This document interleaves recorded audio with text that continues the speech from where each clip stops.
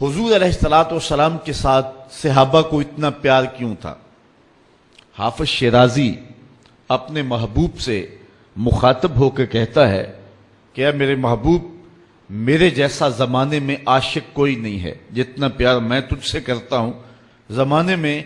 اتنا پیار کرنے والا کسی سے کوئی نہیں۔ اور پھر کہتا ہے اس لیے کہ تیرے جیسا سونا بھی تو زمانے میں کوئی نہیں، چونکہ عشق میں جو گرمی آتی ہے وہ حسن کی کثرت سے آتی ہے۔ اگر صحابہ جیسا زمانے میں عاشق نظر نہیں آتا ہے تو حضور جیسا حسین بھی تو کائنات میں کوئی نہیں ہے نا۔ اس لیے صحابہ نے حضور کے ساتھ محبت کی جو البیلی اور انوکھی داستانیں رقم کی ہیں وہ کائنات میں آپ کو کہیں اور نہیں ملیں گی۔ آپ نے بڑی لوک داستانیں بھی سنی ہوں گی، محبت کے قصے بھی پڑھے ہوں گے، لیکن کبھی نہیں دیکھا ہوگا کہ کوئی محب اپنے محبوب کا لعاب بھی چاٹے، اس کے ناک کا پانی بھی اپنے منہ پر تبرک کے طور پہ ملے۔ حضور علیہ السلام وضو کریں یا حضور لعاب پھینکیں تو صحابہ اپنے ہاتھوں پہ لے کر کے اپنے منہ پہ مل لیں، اور جن کو میسر نہ آئے وہ ان کے گیلے ہاتھوں سے ہاتھ رگڑ کے اپنے منہ پہ مل لیتے تھے۔ جنہ اکھیاں دل بر ڈٹھا او اکھیاں ہی تک لیاں، تو ملے ہو تا ساجن ملیا ہن آساں ہی لگ رہیاں۔ حضور کا جب وصال ہوتا ہے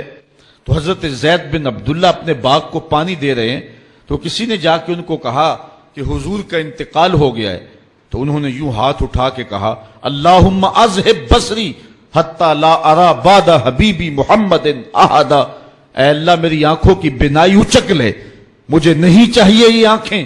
حضور کے بغیر میں اب کسی اور کو نہیں دیکھنا چاہتا۔ اللہ تعالیٰ نے ان کی آنکھوں کی بینائی ان کی دعا پر جو ہے وہ واپس لے لی۔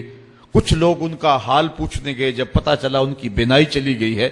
تو انہوں نے کہا بڑا افسوس ہوا ہے کہ تمہاری آنکھوں کی بینائی جاتی رہی۔ تو فرمانے لگے تمہیں افسوس ہوگا، مجھے تو کوئی افسوس نہیں، میں حضور کے چہرے کے بغیر کچھ دیکھنا ہی نہیں چاہتا۔ یہ پیار کی وہ انوکھی داستان ہے کہ جو آپ کو کائنات میں کہیں بھی نہیں ملے گی۔ حضرت حسان بن ثابت رضی اللہ تعالیٰ عنہ کے اشعار پڑھیں جو حضور کے وصال پہ انہوں نے کہے ہیں، اس میں وہ فرماتے ہیں حضرت حسان بن ثابت کاش کہ مجھے کالا سانپ لڑ جاتا اور میری زندگی کا خاتمہ کر دیتا۔ سیدہ فاطمہ کہتی ہیں صبت علیہ مصائب لو انہا صبت علی الایام سرنا لیالیا، کہ میرے اوپر وہ مصیبتوں کے پہاڑ ٹوٹ پڑے ہیں، اگر وہ مصیبتیں جو ہے وہ روشن پر پڑتی تو وہ بھی سیاہ راتیں بن کے رہ جاتی۔ تو یہ محبتوں کی کیفیت، انسان تو انسان رہے۔ وہ غضباں نامی اونٹنی جس پہ حضور سواری کیا کرتے تھے تو وہ حضرت سیدہ فاطمہ کی دہلیز پہ سر رکھ کے باقاعدہ آنسو بہایا کرتی تھی۔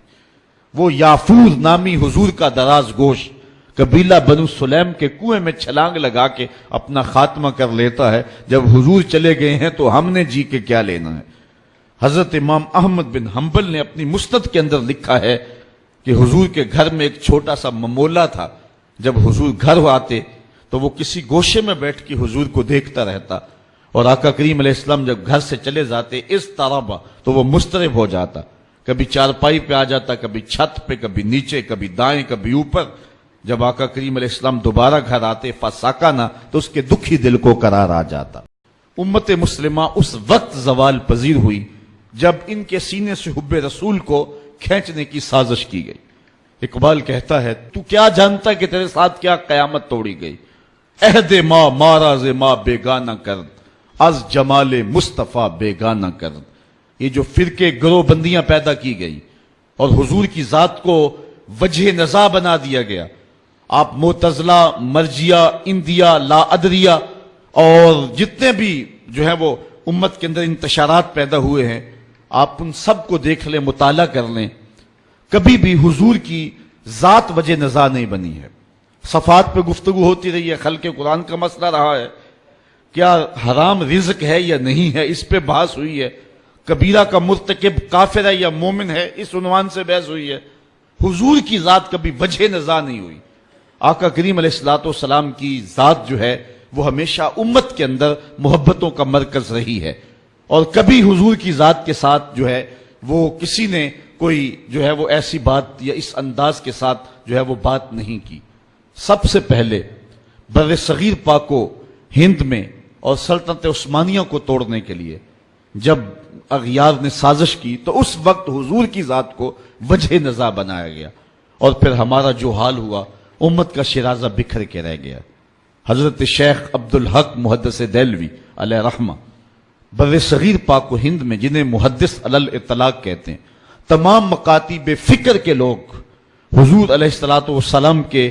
اس غلام اور دین متین کے اس سپاہی اور بر صغیر میں حدیث رسول کے اجالے بانٹنے والے اس محدث کو اپنا امام اور مقتدا مانتے ہیں۔ آپ مدارج النبوہ میں لکھتے ہیں کہ اللہ کا شکر ہے، بہت سارے اختلافات امت کے اندر موجود ہیں، لیکن حضور علیہ السلام کی حیات طیبہ کے بارے میں کم از کم میرے دور تک تو کوئی اختلاف نہیں ہے۔ یہ شیخ اپنی کتاب میں لکھتے ہیں۔ تو اب اس کے بعد اس عنوان سے بھی امت میں اختلاف پیدا ہوا، تو مطلب یہ ہوا کہ یہ شیخ کے بعد کی کہانیاں ہیں۔ اس کا توسل، استغاثہ، ندا اور یہ جتنے بھی عنوانات اختلاف کے ہیں، امت میں ایسے عنوانات سے پہلے اختلاف نہیں تھا۔ تو اقبال نے اس نبض پہ ہاتھ رکھا اور جو ہے وہ امت کے اس دکھڑے کو بیان کیا کہ عہد ماں ماراز ماں بیگانہ کر، ہمارے دور نے ہمیں ہم سے دور کر دیا ہے، از جمال مصطفیٰ بیگانہ کر، اس لیے کہ حضور کی ذات سے ہمیں دور کر دیا ہے۔ اور اقبال امت کا علاج اسی میں سمجھتا ہے کہ اس درماندہ قوم کو پھر حضور کی دہلیز پہ لے آئے۔ تو اقبال کی تان آخر اس پہ ٹوٹتی ہے اور سارا فلسفہ ان دو لفظوں میں اقبال نچوڑتا ہے کہ کی محمد سے وفا تو نے تو ہم تیرے ہیں، یہ جہاں چیز ہے کیا لوح و قلم تیرے ہیں، قوت عشق سے ہر پست کو بالا کر دے، دہر میں اس میں محمد سے اجالا کر دے۔ تو کائنات میں روشنی اور اجالے تب ہوں گے جب ذات رسالت مآب صلی اللہ علیہ وسلم سے امت جو